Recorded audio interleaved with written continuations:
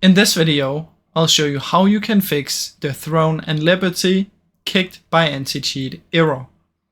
First, what you want to do is you want to right click on the game, head over to properties, and under installed files, you want to click verify integrity of game files.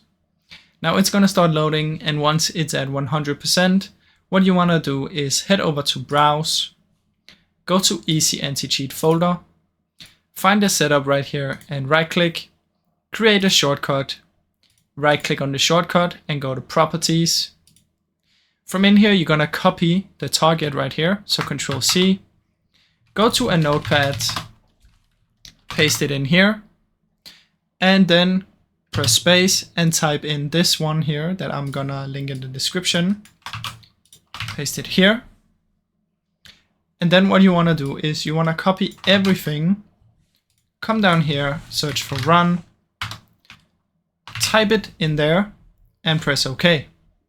Now, if it gives you a security message, you're just gonna press yes to that one, and there will be a quick black box that's gonna appear and disappear, and then the game should work. Now, I really hope you enjoyed this short video. If you did, please leave a like and subscribe, as it helps me out a ton. Thank you so much for watching.